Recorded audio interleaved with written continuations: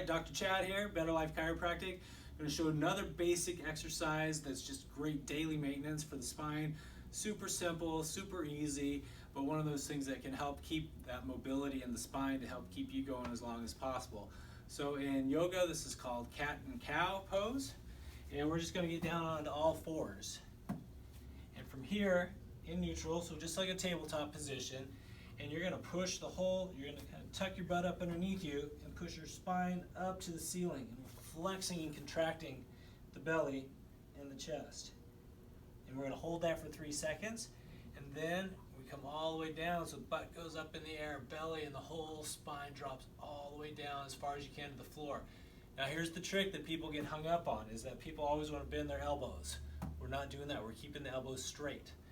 And so again, from neutral, we push up to the ceiling, tuck the butt, tightening there, and then down, butt goes up in the air. We're contracting all the back muscles, pulling the belly and the chest as far down as possible, making that real U shape.